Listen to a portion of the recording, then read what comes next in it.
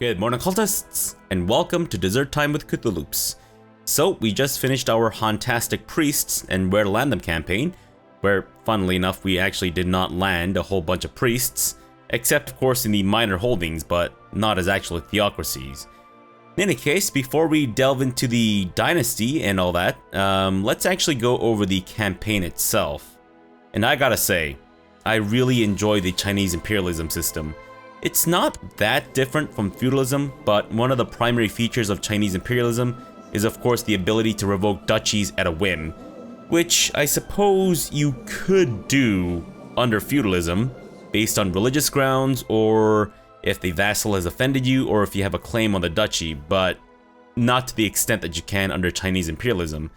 And of course, another feature of Chinese imperialism is that you don't have to ever worry about the religion of your vassal, which actually cuts both ways, I found, because being able to revoke titles based on religious grounds kind of gives you an added power in case your vassal turns into a heathen or an infidel. You can just immediately revoke that stuff.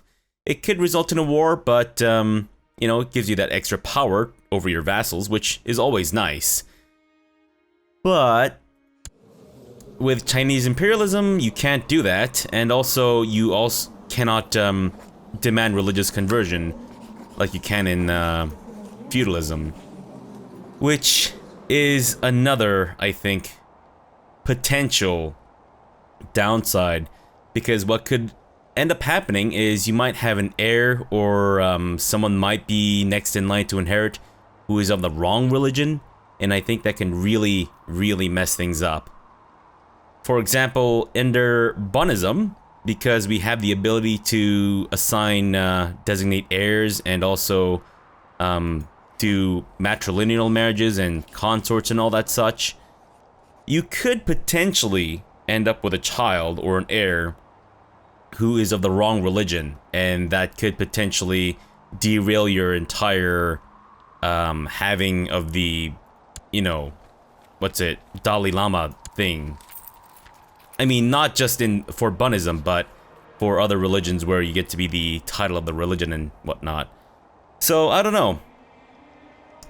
It's a plus in that people outside of your realm don't even care about your religion, but it's a minus that you can't seem to, you know, demand religious conversion or revoke stuff based on religion, but I don't know.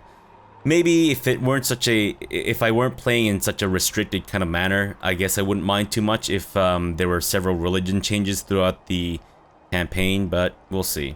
And speaking of which, that I think is an idea for another campaign, is to have one dynasty basically reform every single pagan religion. That could be more like a very, very long campaign that we might try in the future. We'll see. We'll see.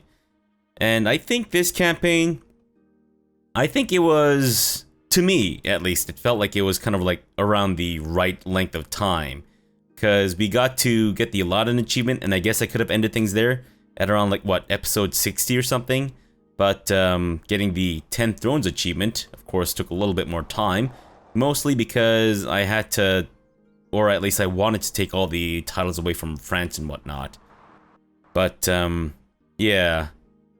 One thing that really surprised me this campaign was completely, well, I guess, more or less unrelated to me, but India's ability to really get their shit together. Because in most campaigns, I find that not only does Jainism get stomped out like almost immediately, but they almost never get to this kind of strength. Look at this guy. He's got 44,000 buckaronis to his name.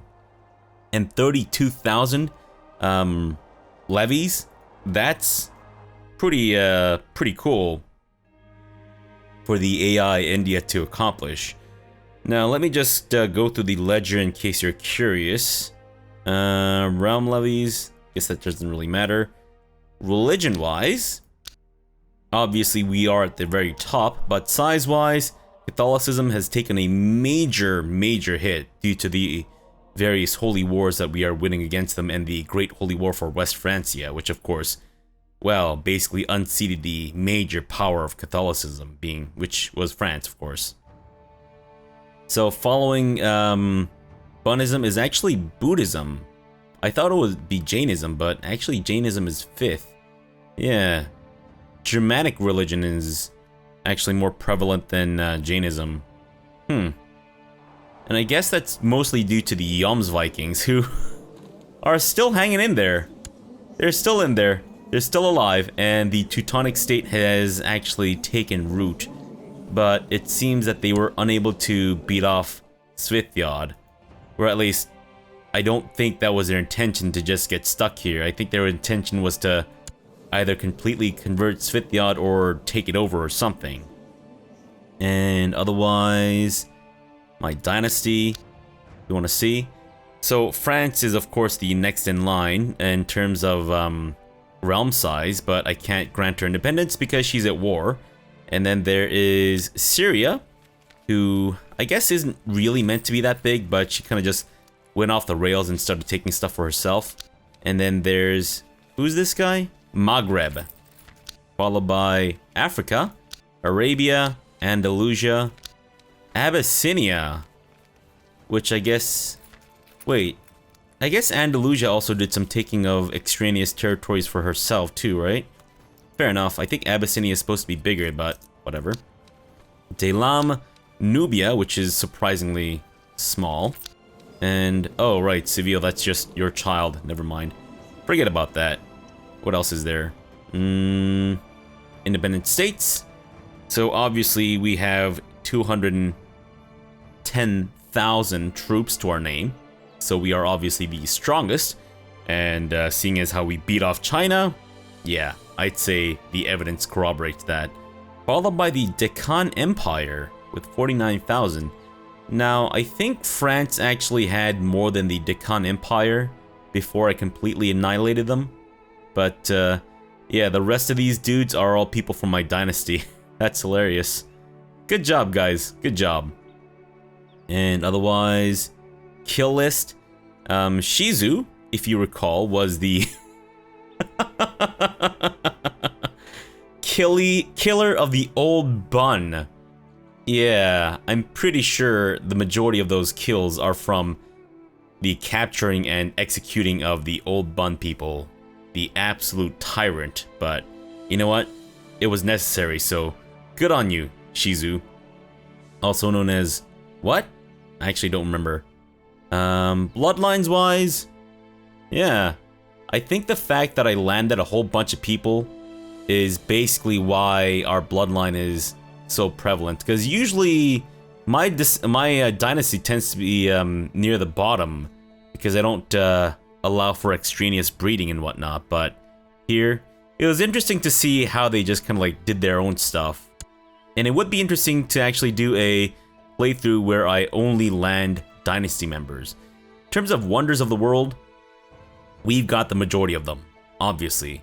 And then there's Constantinople with its stage 3 Grand Harbor, which looks barren as fuck, especially without any features.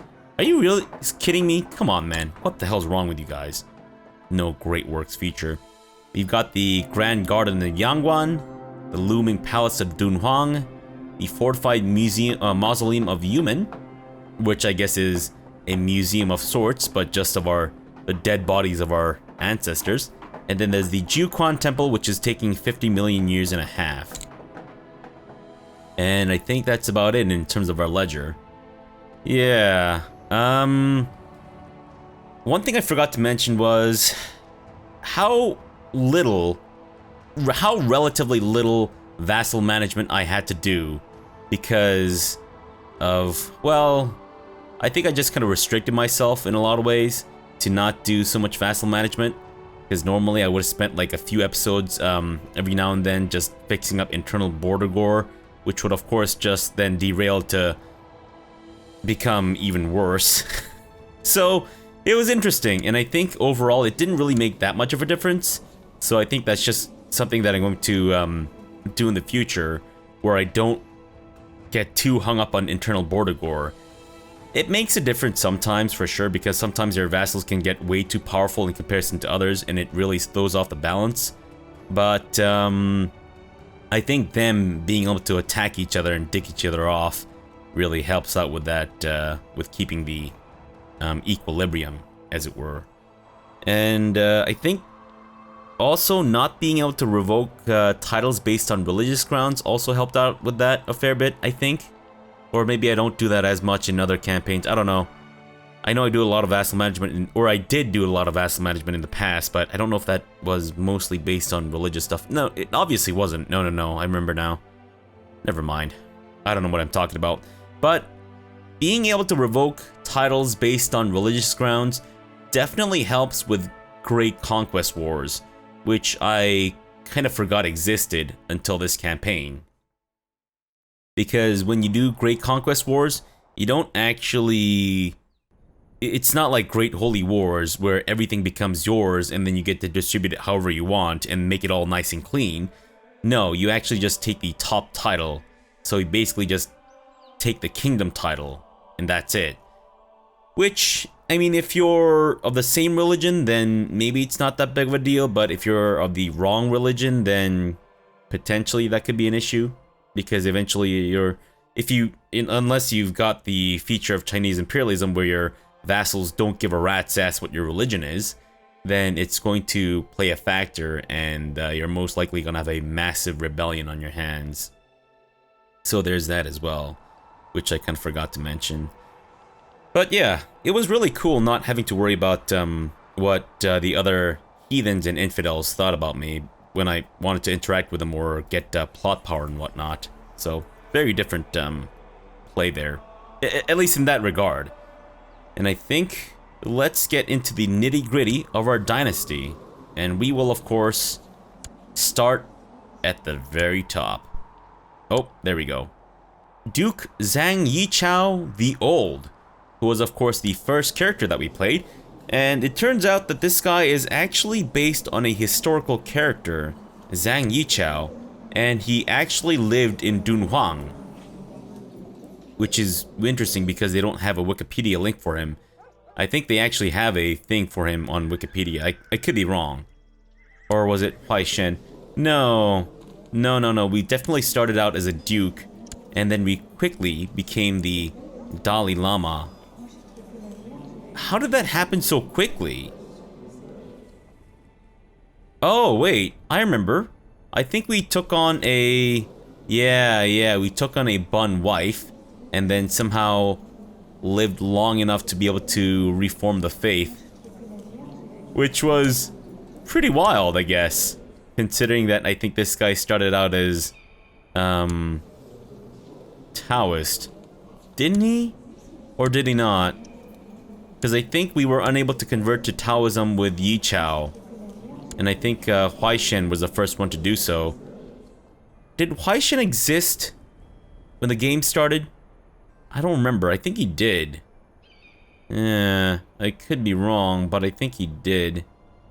And then, of course, our first Pluten, who turned out to have really good stats and amazing,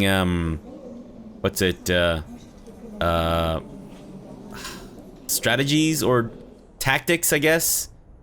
Ended up dying pretty early, and we ended up with Pluten.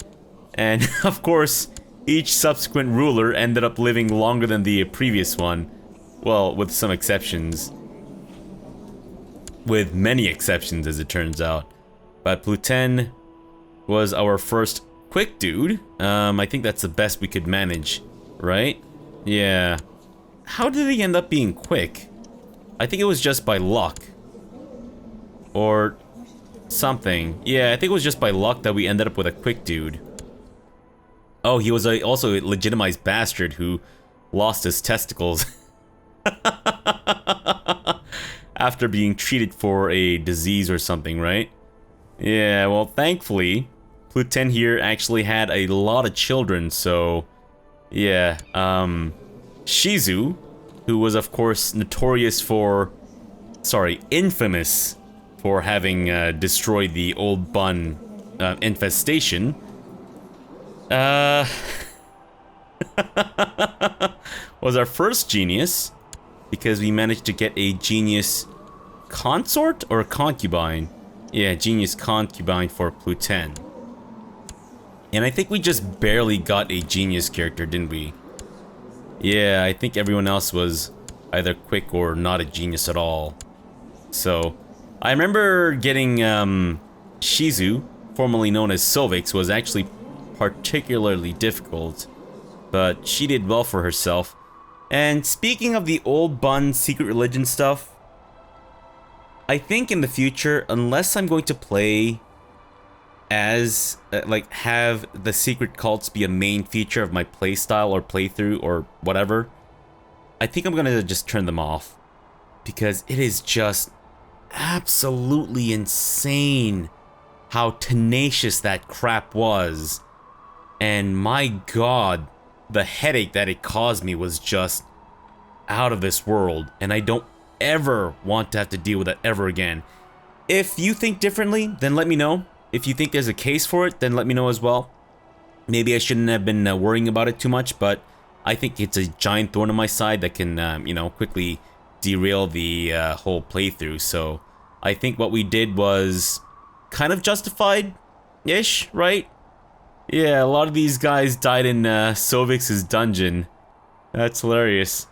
Was murdered on the orders of Zhang Sovix, and then Empress Zhang Shizu. What? What happened there? What? How come? I don't know. Maybe it was because she was killed before Shizu or Sovix came into power or something. I have no idea. And of course, Sovix herself didn't actually have a lot of children, but I guess that's the problem that you run into with having female rulers. Of course, you can... I mean, sometimes you are lucky and you get twins, but for the most part, you can only have so many children as a female ruler.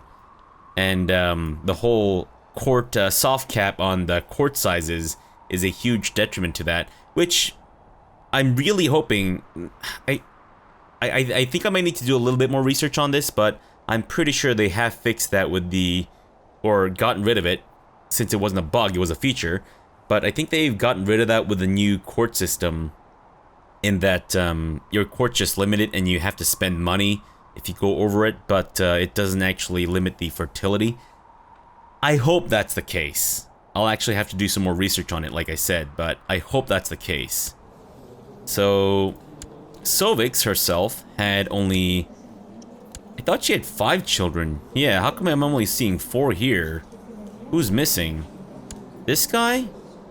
Why is he missing? Why is he not on the list? Oh, he's over there. Right.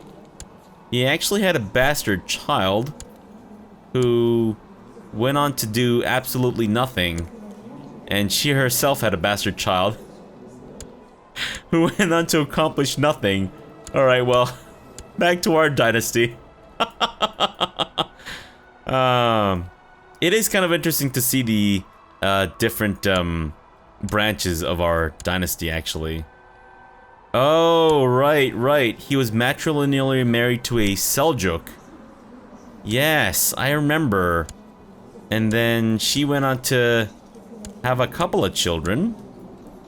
So there's still 3 living Seljuks. There's her, and there's him, I guess. Anyone else in the Seljuk bloodline? No, I think that's about it. Yeah, I guess we kind of crushed Seljuk's dream pretty early on, didn't we? Oh, no, I'm sorry. There's another Seljuk. I tell a lie. Unfortunately, none of them are of the Seljuk blood. So, it kind of stops with her, I guess. I guess there's still a chance that Seljuk might live on, but whatever. I'm getting derailed again. Okay, so in terms of the cadet branches and whatnot. Oh, where were we? I think we left off with... yeah, with Sovix. So Sovix had 5 children, and then, of course, there was Electro Slam Cannon. And, yeah, I think it was a long line of uncouth, dirty bastards. Oh my god. I hate that trait. I think I've been completely unable to get rid of that uncouth trait this entire campaign. I think the only thing that saved us from uncouth was the fact that Bambi Got a Gun here was groomed. Yeah, I think that was it. So Electro Slam Cannon actually had, if I recall, a lot of children. well, relatively a lot of children in comparison to his mother. And we had Chad, who, if I recall correctly, had the misfortune of being born too soon and was thus kind of a nuisance because I think she, you know, got really angry and tried to kill people and all that such. Now, scurvy and whatnot. Oh, I remember what happened. Yeah. It's because I wanted to go do the, legendary gathering with her, so I ended up having to, well, gently encourage the deaths of various family members, and also send them to China. Yep, I remember now. Wait, did I send all of these guys to China? Like, actually, or no? Now, who ordered that? Kinda wish I could see who ordered that, because it doesn't seem to tell me. But yeah, if I recall correctly, I think Chad was born too soon, sadly, but that's fine. And then there was Xu Ying, who, disappointed me by not being born a genius, and, eventually died of scurvy, and also being severely injured. And you, this guy died in the dungeons. I think he might have been an old bun dude, or something. Someone was old bun that eventually died off in our dungeons or something. I don't quite remember exactly. Oh yeah, there was also Electros, who died for various reasons. Oh, and she was also old bun. Yeah, so that definitely would have been a no, because unfortunately if you convert... Wait, I think if you end up being that character, you can convert yourself, but you can't ask them to convert. Yeah, I think that's what it was. Now, when did we adopt Chinese imperialism? Oh, right, with her. Right, that's why you see the golden fabric on the borders. Yes, as opposed to feudalism, which has the blue one. Right. So, Electro Slam Cannon elected to have not this Chad, because what happened with this Chad? I think this Chad got downgraded to quick from being a genius. I think that was the case, because I remember we had a few Chads who were geniuses, and this Chad could actually have been the actual Chad to take over, but no, we ended up having this Chad who turned out to be absolutely amazing. And of course she became a mystic so that we could get the eternal fountain of youth, which I gotta say is a pretty awesome feature. I mean, definitely kind of one of those things where it doesn't really make or break the game, but it helps out a lot. And it would have been cool if it actually reverted my biological age back to a point where it could give birth again. But unfortunately, I think you really want that, try to become immortal before you hit menopause, I would say, if you're a female character. If you're a male character, it doesn't really matter. I think it eventually will. I mean, I guess you can't, because you can only do it every 5 years, so eventually every 5 years you just go up by 3 years. I don't know, whatever, it's fine. Yeah, but yeah, she turned out to be absolutely amazing, and then there was, wait, this was Chad. Yeah, Chad turned out to be amazing. And were there any cadet branches? No, not in that dynasty. I think it was more around this dynasty where the cadet branch stuff started happening. So my cousin, or rather Bambi Gotagon's nephew, we ended up getting married to a person with both the Ashina and Carling blood. Unfortunately, we didn't really do much with this, but I'm hoping that in a future campaign we can get the History is in My Blood achievement. But yeah. And I think, yeah, Chad actually didn't have... He only had one... Sorry, she only had one genius child, and that was Bambi Gotagon. And I think we just barely made the cut. I think that was the case. Because... Oh, I guess we can't really determine that. When was she born? I don't really know. But yeah, Bambi Gotagon becoming immortal was clutch. Definitely clutch. Would have been greater if she had gotten that, you know, a couple years before she became, or or you know, like a little bit before she became infertile, but whatever. Still pretty damn cool that she became immortal. And she was absolutely stellar until, of course, she became content and also depressed and stressed and never got rid of that. I think that's one of the pitfalls of becoming an immortal character is, for whatever reason, the events that you get when you do the lifestyle choices or these things that focuses, the events, I feel like they get bugged or something and they stop really having an effect on your life. I could be wrong. Maybe I just needed to wait a little bit longer for each of those focuses for them to actually take place, because normally it's fairly easy to get rid of a content and become ambitious under the stewardship thing or the rulership focus, and also get rid of the depressed and stressed with the theology, but none of that happened for Bambi, which is unfortunate. But, of course, having depression did allow Bambi to purposefully die in a duel, which I thought was a kind of like cool way to go as far as, you know, these things go. Oh wait, did you also... Oh, I guess we got a lot more of those dudes than I first realized. Huh. Wait a minute. I see. Interesting. He's got our blood. You know what'd be cool? Is, you know how I mentioned the potential future campaign?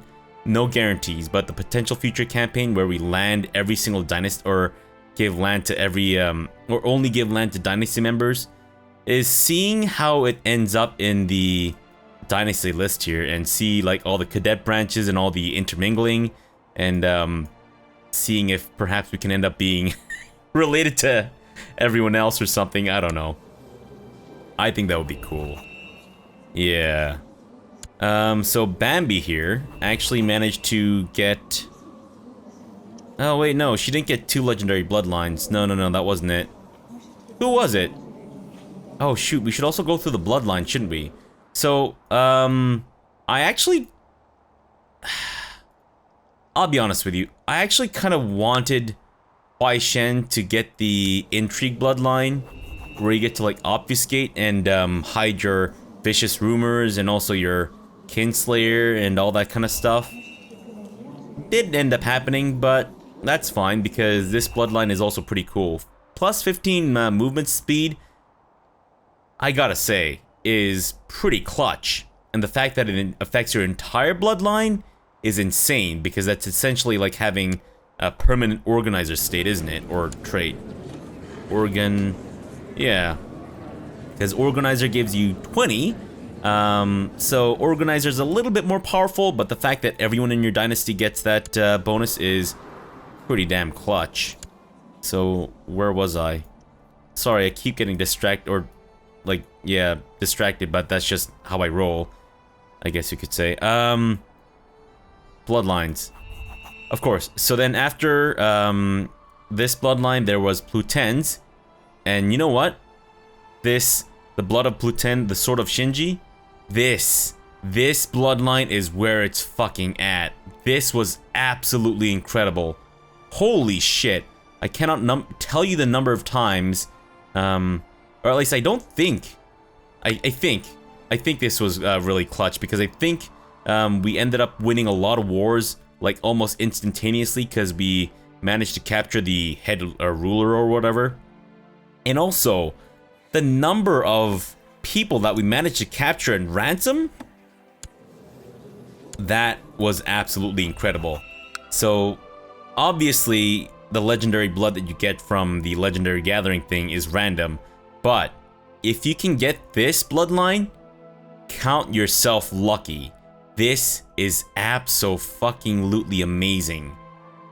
I don't know how much it increases the capture chance by, but it was significant. It was significant enough that I noticed it with my naked eye and my naked body, because when I record and play games, I'm always naked. So in any case, that was awesome. This one we had in the past, and I guess if you're playing as someone who's got the council power enabled, then it would be pretty awesome. But otherwise, I don't know. I mean, it's fine. It's nothing to really write home about. So, could be better. But, yeah, canine blood. I haven't actually seen the power of it, but it sounds pretty cool. Just the simple fact that it gives you plus 15 personal combat skill is awesome. And I don't know if this means that I would be gifted hunting dogs more often, or if it means that my dogs live for longer. Either way, pretty cool, because dogs increase your health and whatnot, so yeah, pretty awesome. It'd be nice to get this bloodline again in the future just to see how it works. And I'd love to get this bloodline again in the future, but hopefully in the future I'll also get the bloodline to obfuscate stuff, but we'll see. And again, where was I? Fuck. So yeah, Bambi, despite being a female ruler, ended up having lots of children. Yeah. And I think she was also a seducer at one point, wasn't she? Or was that... I guess we can't really see their actual traits there, but if I recall correctly, well, I don't know. I think she ended up having some lovers and whatnot. And we also managed to seduce some lesbians despite the fact that Bambi was straight, so that was pretty cool. Gotta say, the private conversation stuff that you can do in your great works, I like it, and I'd like to try that more in the future. It was kind of a shame that we couldn't really use that initially because it was bugged, but yeah, in any case. So Bambi being immortal, I'd say probably one of the better rulers I've ever had, especially in terms of stats. Add a fucking job. Add a girl, Bambi. Seriously, brawny, groomed, immortal, shield maiden. Just amazing. Except, of course, the whole becoming content and whatnot. But you know what? That's not your fault. And Wave the Dragon, pretty cool too. Alright, so let's actually look at some of the bloodlines of our... Well, not really cadet branches, but bloodlines of our siblings and whatnot. So, Sun ended up having a fair number of children. Unfortunately, none of them geniuses. No. But, whatever, it's fine. So I've installed one of them as the Vicereine of France, and she's my niece. I would grant her independence, but she's at war right now, so I can't. And she's managed to have a couple of children too. Neither of them geniuses. And I believe this guy is not married to a genius, nor does he have genius concubines. And he's the king of Nubia. And then there's Mediocre, who is still the ruler of Abyssinia. And he's had a daughter, my niece, who unfortunately ended up getting married traditionally as opposed to matrilinearly. Ugh, unacceptable. And then there's, of course, this girl with the hair lip, unmarried. And then there's Yiyan, the unchaste. Batshit crazy. Kind of like his father, I guess. And also... No, wait. Was Mediocre's branch the only, insane branch? Maybe. It'd be cool to see how these guys develop, but in any case. Yeah. Oh wait, Yiyan was genius. Sorry, was a genius. Unfortunately, no genius children. Well, that's... Oh, except for the last daughter. Well, hopefully she ends up ruling. She is the heir, yes? Well, good for you, man. Good for you. And then there's my nephew. My niece is dead from smallpox. And these guys. What I've noticed is that they don't actually have the bloodline because I think it was Bambi who had the bloodline, but I think these guys got wait. So how come they don't have the immortal blood and all that stuff? What the hell? So, Mediocre, despite being a fully grown man, inherited the canine blood, yet was unable to pass it down to... Was it because they were born before that? That's confusing, but they were born before Bambi became immortal and got the canine blood. Very odd. Very, very odd. I don't quite understand it. And of course, there's this guy who got pulled off to the barony of Arwain because of his father. And I guess they're all kind of doing their own stuff. Well, hopefully they'll propagate the blood, but we'll see. And then there's Zangbo, or Hangbo, the dragon, who's had a fair number of children. And it seems all of her daughters were, sadly, well, except for the one to inherit, who's unfortunately slow, were married traditionally, or patriarchally. Yeah, and it seems like a lot of them inherited the mother's slowness, which is fair enough. And then there's Yuhua, who I think... Yeah, it seems that the bloodline kind of ends, or at around here-ish, for now at least. I don't think any of these guys... Yeah, I think it's been hasn't been enough time for them to have children of their own. Right. And he's the former Baron of Khorasan. Is that right? Oh, a tribe! How did that happen? Weird. And he's the Prince of Syria. I see. Okay, well, in any case, there's Yanro, the traitor, my half-brother, the King of Dalam, whose son is the Duke of Kartli. Weird. Do they have the blood? No, they've only got those two bloodlines. What? Why is that? I'm a little confused. Come on, guys, you need to preserve their bloodline. Get married matrilineally. Whatever. Oh, so that's another thing that I've noticed is a kind of downside of not being able to demand religious conversion. The person that you're interacting with, their religion supersedes your religion in terms of what you can do with them. So, for example, I'd noticed that I can't grant my Christian courtiers or whatever a matrilineal, or sorry, not a matrilineal marriage, but I can't give them concubines and consorts. So that's another thing to keep in mind if you're playing as, or planning to play as a Chinese imperialist realm, because you can't convert them. They, you know, you have to keep their religion in mind as opposed to yours, because yours doesn't supersede theirs.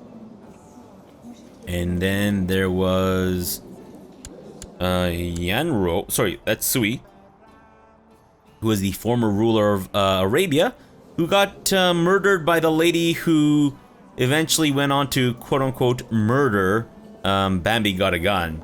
But we all know that Bambi Got a Gun actually faked her death.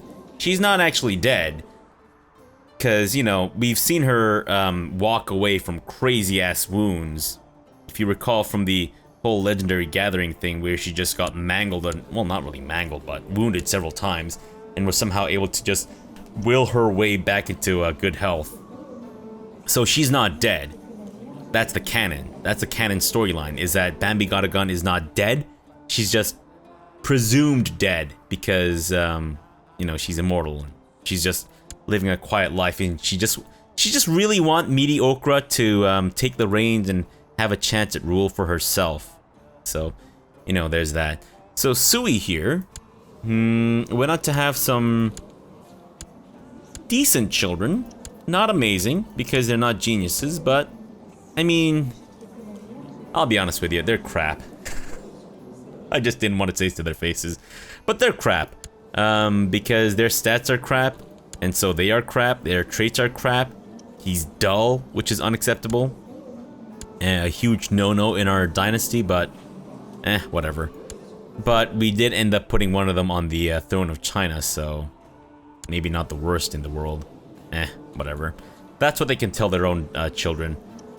In any case, my niece is the Empress of China, right? Also the Princess of Arabia, but not a huge deal. And then Mediocre herself had 3 children, none of them geniuses. And I think it's because she took on, right, the husband, but I don't think she ended up having any... Oh, she did have a consort. What the fuck? Oh, Gotthard. Oh, right. So Gotthard's child is, is our current heir, my daughter, who is currently plotting to have me assassinated. Right. But she's married traditionally, which is, of course, completely and utterly unacceptable. Interesting. And then let's not forget Baozu, who thankfully existed, because if she did not, I guess I could have just given the, you know, throne of Africa to someone else, but, you know, it was good that she was there because I didn't need to choose. Who also ended up becoming a cannibal, interestingly enough. But is she a crazy cannibal? She's not a crazy cannibal. I don't know. And she herself had a few children, a couple of which were named after their grandmother, I guess. Yeah, one of which is strong, but, wait. Yeah, Baozu is strong. I guess that's where she got that from. And Shunhua. And then, wait, she had 3 Bambi God guns? Good grief. Wait a minute. Oh, non-matrilineal marriage. I see. Well, of course, that does mean that our bloodline is in various people. I actually do wonder... Wait, so she's only got the last 3 bloodlines and not the first 2? What? Is it because... Oh... Oh, she didn't get the blood of her... of the male rulers. Oh... I think that's what happened with the other bloodlines. They ended up not getting the female bloodlines. Matrilineal inheritance. I see. This bloodline is passed on through the female line. That means that only female characters can pass the blood on. Oh, that's why it stopped. Okay, okay. I get it, I get it. Huh. Interesting. So, how is it that we were able to pass this on? Oh, matrilineal transfer. Interesting. Right, so I guess they need to do a matrilineal marriage or whatever to continue that on. I see. It's a little bit more complicated than I thought. Because I mean, I think I've got it mostly figured out, but yeah, I might need to do a little bit more reading on it to really fully grasp what exactly happened.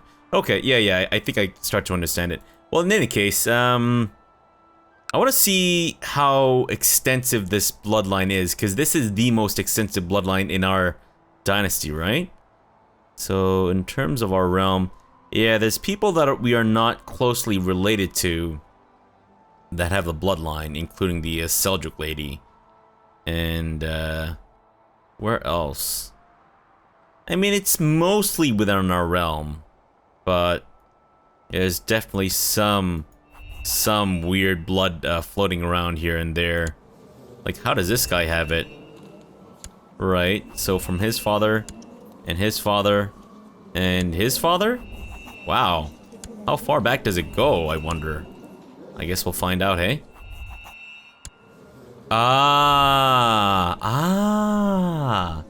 The first bastard who was somehow able to pass that on. Interesting. Oh, matrilineal marriage. Oh, so that's why they took on her dynasty, but ended up getting his blood. Right, right. Okay. Huh, that's cool. Oh, so I think that's about it for our bloodline and dynasty. I don't know if there's anything else that I really need to mention here. I mean, since we haven't really had a chance to rule as mediocre. Now, that being said, the fact that she became a crazy cannibal and also lost various body parts, including her own face, in the defense of her mother was interesting. Pro tip: if you have daughters, and you make them your shield maidens, be very careful.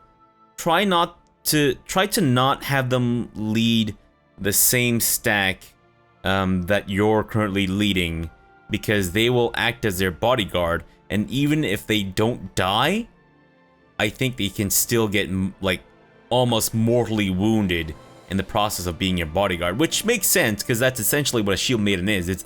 They're acting as the bodyguard of their liege. But be very careful because, again, they could lose various body parts, and if that's your heir, this is what happens. This is the prime example of what happens, and that's exactly what did happen. So keep that in mind. But I think that's about it. Yeah, I don't know if there's much else for me to really go through. Let me quickly show you the religion map mode in case you're curious. So somehow in Africa, they were able to convert everything to, well, just about everything to bun, where we're still struggling. I don't know why we're struggling so much with various heresies and whatnot. And it's not even like the bun heresy. No, it's just straight up Yazidi. And there's Paulician, Messalinism, Kurmasta? Like, what? Where the fuck did... Zoroastrianism up here? I mean, that's cool, but what the fuck? Seriously, how did Yazidism get so strong?